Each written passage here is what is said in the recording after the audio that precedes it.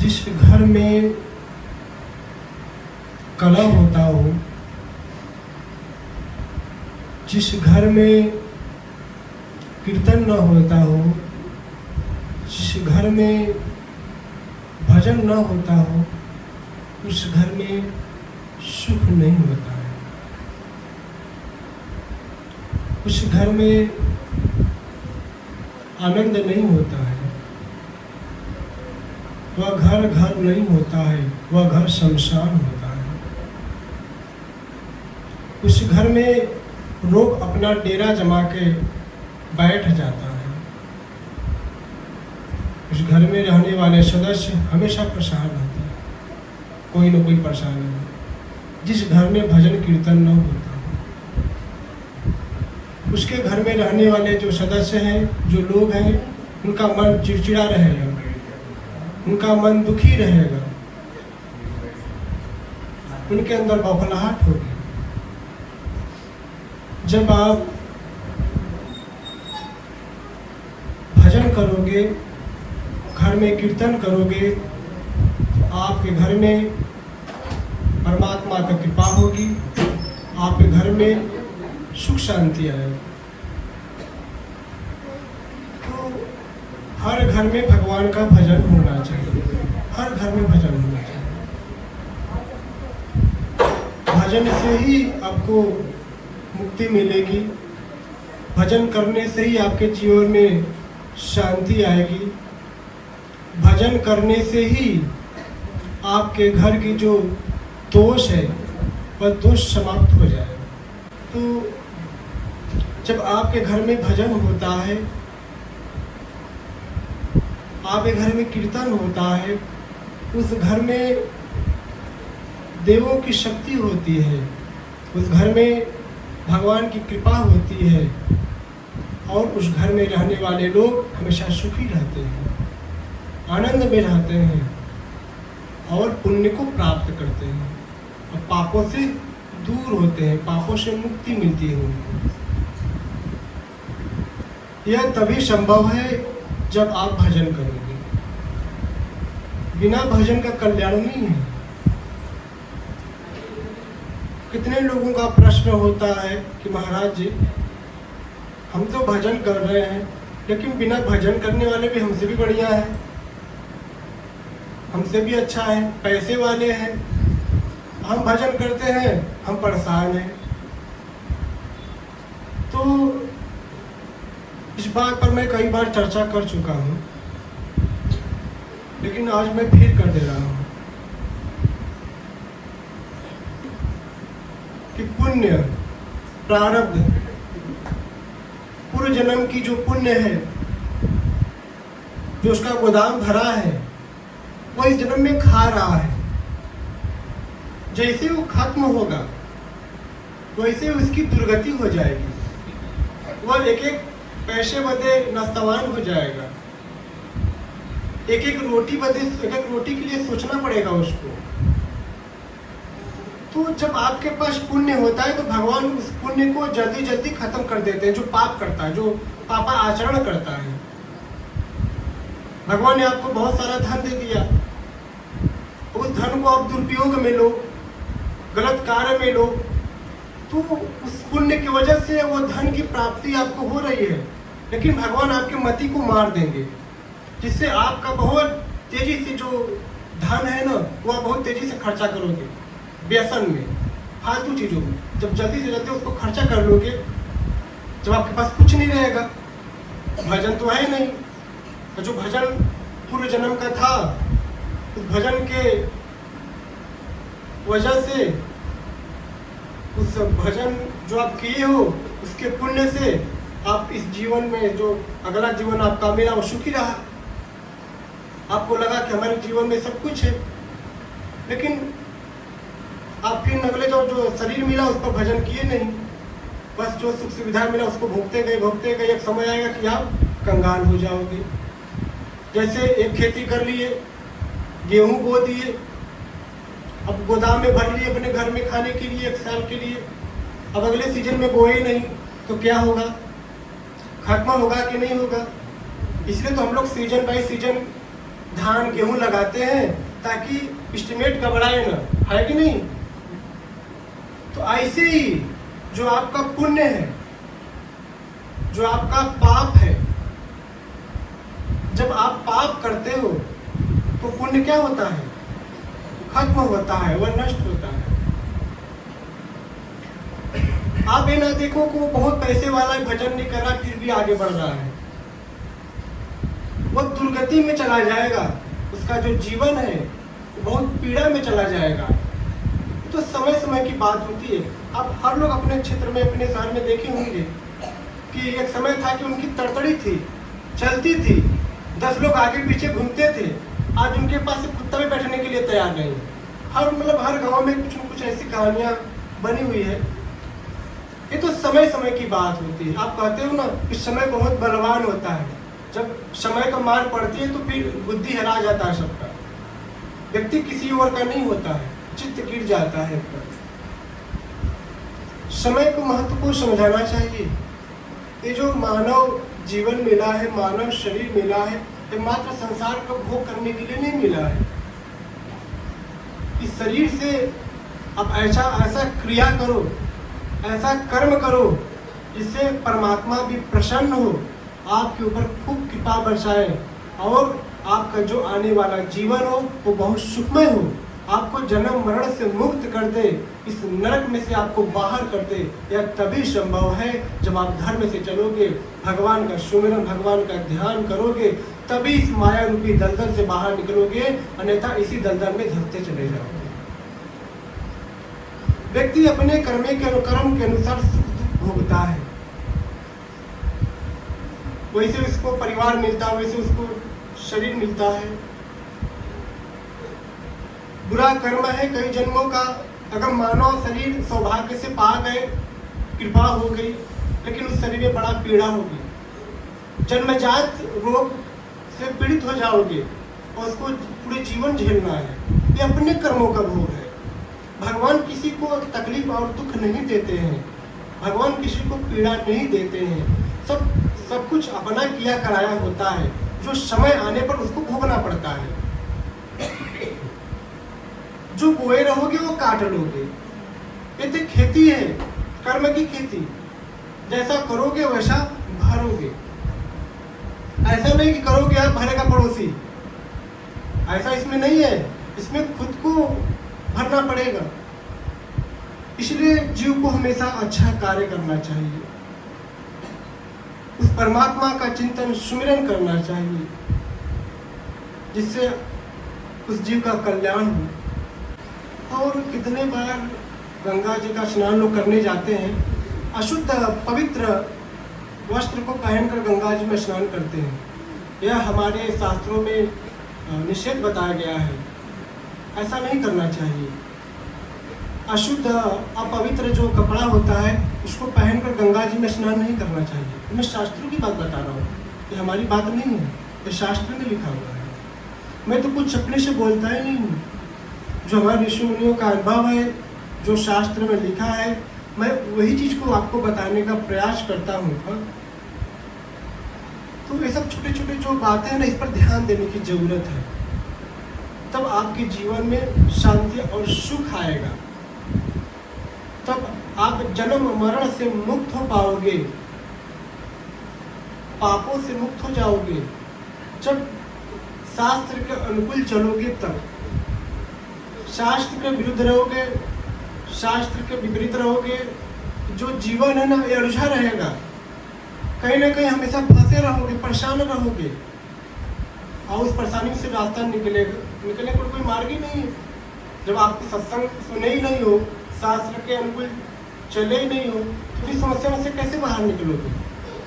तो समस्याओं में से आप बाहर तभी निकल सकते हो जब सत्संग सुनोगे, तभी आपके जीवन में आनंद आएगा, तभी आप अपने घर को सुख शांति की तरफ ले जा सकते हो। कितने लोग को मैं घर में देखा हूँ, घर का जो सीढ़ी होता है ना, सीढ़ी में पूरा करकट भरे रहते हैं, उसको कूड़ा दान बनाए रहते हैं। सीढ़ी मतलब समझते हो, सीढ़ी पर लोग जूठा बर्तन तक नहीं रखते हैं। अगर घर का निर्माण हो चुका है तब के लिए मैं बता रहा हूँ। आपका घर अच्छे से बन गया है और आप सीढ़ी में बहुत कूड़ा करकट भरे हो, तो इससे भी दोष होता है। हाँ, उस घर में रहने वाले लोग शांति से नहीं रहेंगे, तो समस्याएं कुछ न कुछ धन हानि होता है, खासतौर से धन हानि। इसलिए सीढ़ी में बहुत, अगर सब घर आपका बन गया है अच्छे से, उसका पूजन पाठ हो गया है, घर का पूरा घर का अच्छे से निर्माण हो गया है, तो उसके बाद आप सीढ़ियों में गंदगी रख रहे हो, गंदगी उसमें कूड़ा करकट टूटा फूटा चीज़ डाल रहे हो सीढ़ियों के अंदर, तो इससे क्या होगा कि आपके घर में धन हानि होगा, ऐसा शास्त्र में लिखा गया है। हाँ? ये सब छोटी छोटी बातों का ध्यान दीजिए। मैंने कई बार कहा हो कि घर में टूटा फूटा चीज़ ना रखें। लोग टूटा फूटा चीज़ घर में रहेगा, उसको एक जगह बहुत व्यवस्थित करके रख देंगे, तो किस्मत भी टूट फूट जाती है। ऐसा हमारा शास्त्र कहता है, हमारे संतों का अनुभव है कि घर में बहुत ज़्यादा टूटा फूटा चीज नहीं रखना चाहिए। घर को हमेशा साफ सुथरा रखना चाहिए, घर को हमेशा सुगंधित रखना चाहिए, घर में रोज धूप दीप होना चाहिए, घर में रोज कपूर से आरती होना चाहिए। जिस घर में कपूर से आरती होता हो उस घर में तो देवताओं की कृपा होती है, उस घर में नकारात्मक ऊर्जाएं नहीं होती है, उस घर में भूत प्रेत नहीं टिकते हैं। किसी के पास समय नहीं है धूप दीप करने का, इधर कमा के इधर खर्चा, कमाने गए पता चला घर में परेशानी उत्पन्न होती चली जा रही है, धन खत्म, फिर बोलोगे कि हमारे घर में समस्या ही समस्या है। ओझा के पास जाओगे तो भूत ही बताएंगे, उनको तो दुकान चलाना है, उनका खर्चा कैसे चलोगे, तो इंतजार कर रहे हैं आपका। लेकिन आपको यह नहीं पता कि आपके घर में परेशानियां कहाँ से आ रही है। जब उस गलतियों का सुधार कर लोगे तो ऑटोमेटिक परेशानियां खत्म हो जाएगी। इसलिए मैं बार बार कहता हूँ, सुबह उठो तो सबसे पहले धरती माता को प्रणाम करो, अपने गुरुजन को याद करो, अपने भगवान को याद करो, उसके बाद अपना नित्य कार्य करो। नहा धोकर सुबह स्नान करके भगवान का स्मरण करके कहीं भी जाओ।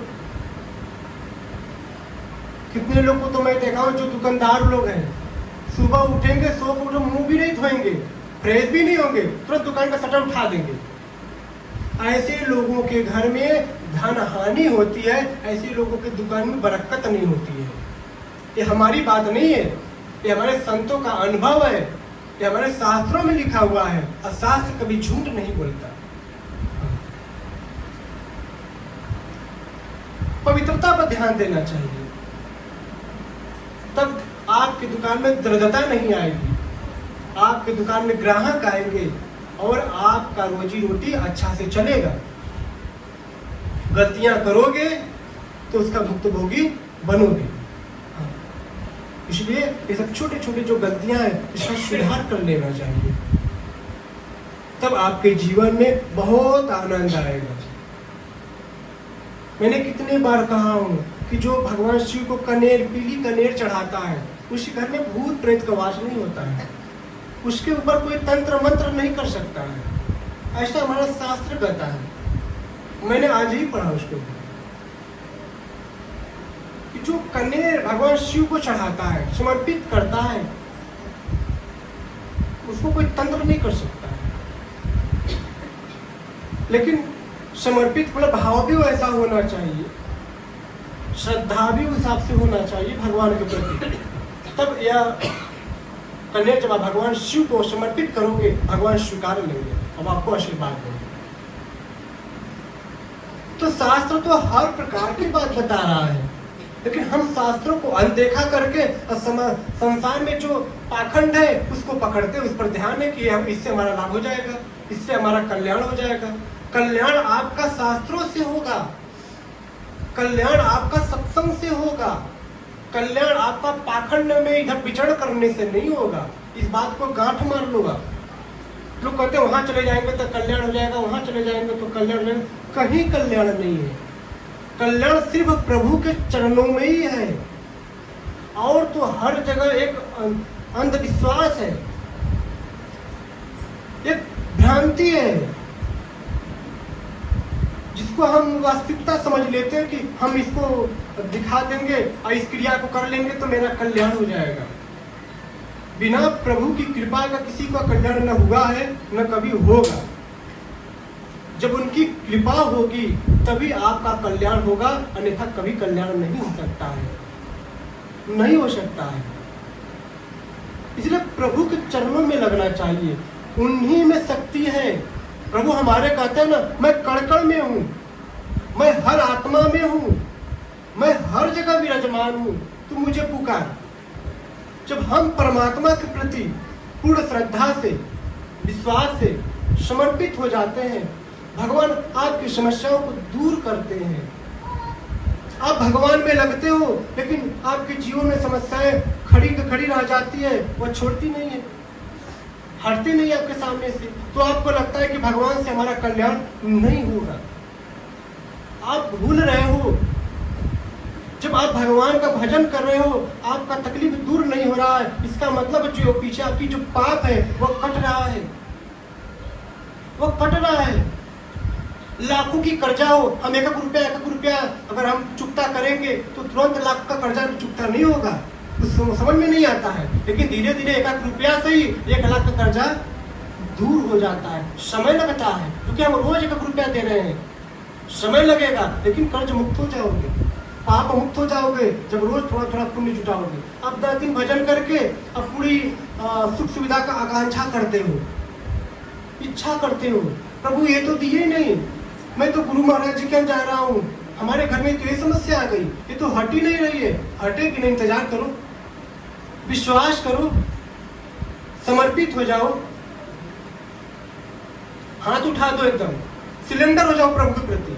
सिलेंडर जानते हो ना, हाँ, एकदम हाथ उठा दो, प्रभु जो हो तुम ही हो, अब जो करना है करो, चाहे मुआ दो चाहे जिया दो, चाहे समस्या से बाहर कर दो चाहे और समस्या डाल दो, बस तुम्हारे भी हो गया हो।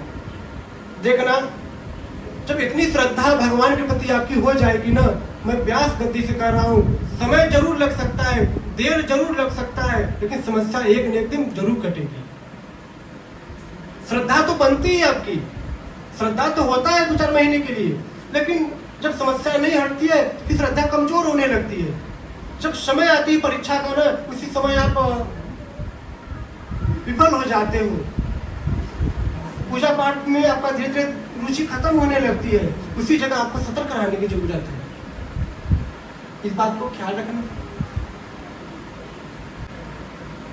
भगवान सबके ऊपर कृपा बरसाते हैं, सबके ऊपर कृपा है, लेकिन जरा आपका ध्यान भगवान की तरफ हो जाए तो सारी संकट ही आपके जीवन से निकल जाएगा। अगर संकट है भी तो क्या घबराने की जरूरत है, इस धरती पर कोई जीने के लिए थोड़ी ना आया है।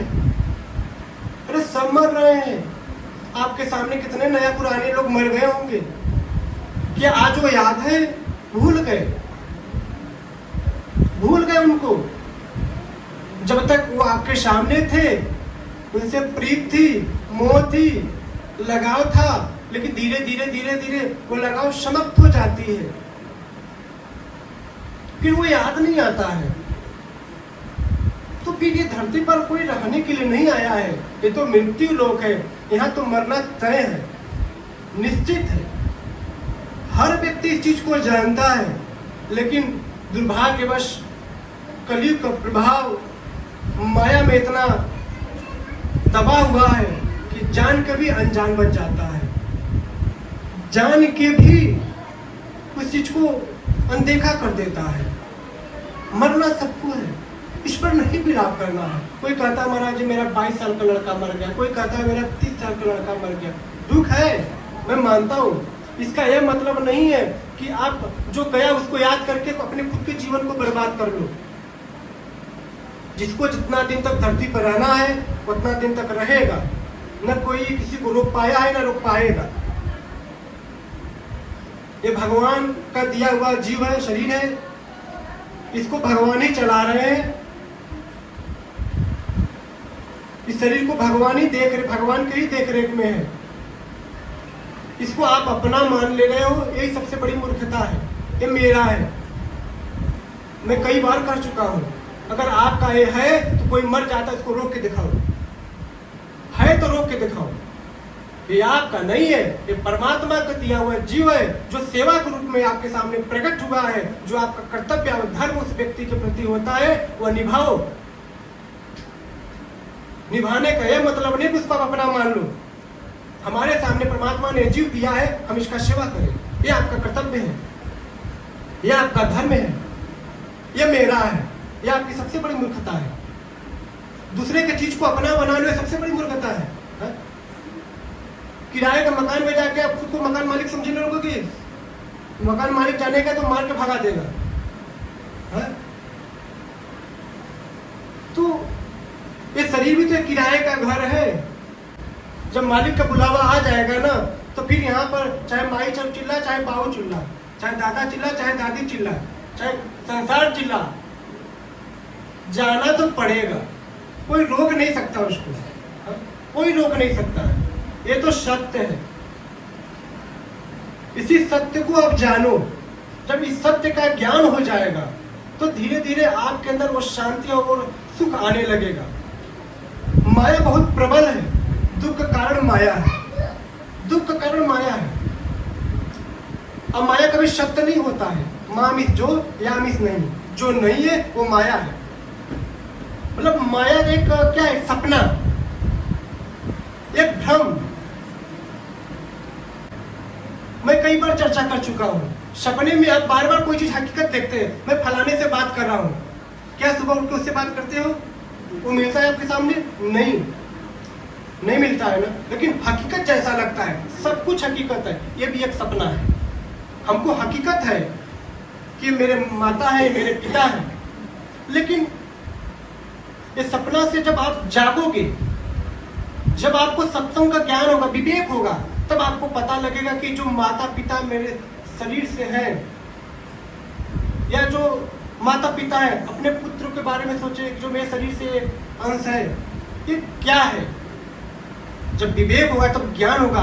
ये भगवान ने हमको सेवा देने के लिए दिया है। हमारा कर्तव्य है इसके प्रति सेवा, हमारा धर्म है ये मेरा नहीं है, ये परमात्मा का जीव है। जब यह मान के चलेंगे तब आप सुखी रहोगे।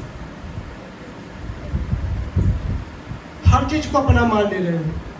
हमारी बातें बहुत कम लोग को समझ में आई होगी ये बात, लेकिन जब आप बहुत गहराइयों से सोचेंगे, बहुत विचार करेंगे हमारी बातों पर, तब आपको सच्चाई समझ में आएगा कि सच्चाई क्या है, एक जीवन वास्तव में क्या है। माया जानते क्या है? जब आप बहुत मायावी रहोगे, भजन भाव से बहुत दूर रहोगे, जब मरोगे ना, जब खाट पे पड़े रहोगे, जब लास्ट अंत समय भी आएगा ना, तब समझ में आएगा कि हमारा बेटुआ कहाँ हो, खेतला में चरिया काटा कि नहीं काटा, धनवा में गया कि नहीं गया। मतलब मन उसी में जाएगा, उसी माया में। फिर भी आपका मन शांत हुआ नहीं होगा, वही व्याकुलता रहेगी। फिर मरने के बाद, देह त्यागने के बाद अपने कर्म के अनुसार फिर उसी शरीर में आ जाओगे दुख भोगने के लिए। कौन सा शरीर मिलेगी भगवान ही जाने। कलयुग का ऐसा प्रभाव है कि लोग भजन नहीं कर पाएंगे। बड़ा दुर्लभ लोग ही भजन कर पाएंगे। सत्संग सबके भाग्य में नहीं होगा। सत्संग लोगों को अच्छा ही नहीं लगेगा।